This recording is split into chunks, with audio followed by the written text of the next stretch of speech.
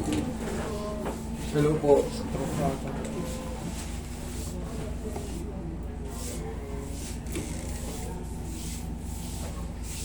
Hindi po kayo.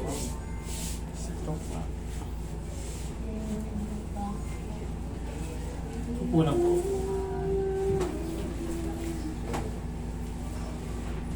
Ano po nangyari kay ma'am? Ay, ano po yung tawag nito na before, osteoarthritis na naman po yung naman niya. Tapos ngayon, medyo okay naman na po. Tapos nag-start lang na nagaganyan-ganyan nung nalaglag po siya ng 2 beses sa soup. Kasi hindi po yan siya nakakaikot na po ng walang ano na... Kailangan na ang tinungano nito. At least x-ray or MRI. Yung sa x-ray niya naman po, okay naman po yung lumabas. Hindi ako Pero naniniwala. nasa probinsya po kasi yung Dapat, tol, dapat makita natin yun kasi yung paglaglag niya, kaya para siyang paralisado, naiipit yung niya, spinal cord. Kung ang sakit niya dati ay arthritis lang, baka lahat kasi ang arthritis, ibig sabihin nagkakaroon ng mga spar or rumurupok yung mga edges ng buto. Ngayon, dahil sa inyo mismo nang galing, nalalaglag siya sa supana, nababaldog siya, baka tumama yung puwet niya o yung spine niya. Titignan ko ngayon doon kung meron compression deformity. Yun yung magkukos. Kita mo yung kilos ni mama mo. Nanginginig siya tapos, tignan mo, yung salita niya, tol, hindi ko gagalawin doon ng walang MRI o kaya X-ray. Pag may compression deformity yan, yung ganyan kasi, walang ibang magkakaganyan sa atin pag hindi naiipit yung spinal cord mo o yung mga spinal nerve and spinal cord. Spinal cord kasi, yun yung direct to the brain. Yung spinal nerve naman, yung pag-anon. Pero syempre, pagka maiipit lang yun pagka pumutok na yung disc mo. Or, yung mismong vertebral body mo, napirat.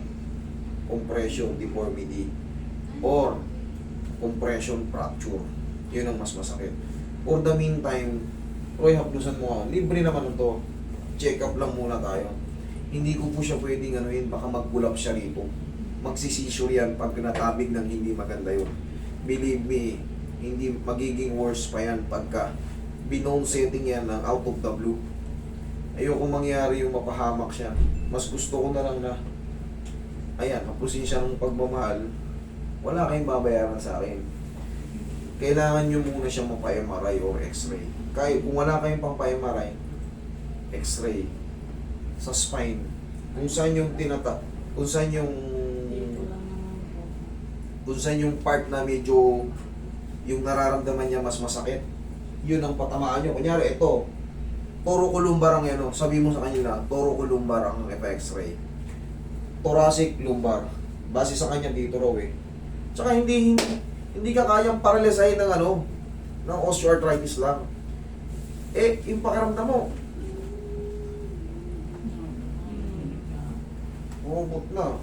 Tapos, yung boses niya, parang hindi niya pwedeng sumigaw kasi may sasakit. Hindi ka pwedeng gumanyan kasi parang may pumipigil sa damdamin mo. For the meantime, ma'am, magpa-check up tayo, magpa-x-ray o MRI. Mas maganda MRI, kahit walang contrast. X-ray tapos MRI without contrast kasi mas mahal ang with contrast. Abutin siya ng 20 mahigit.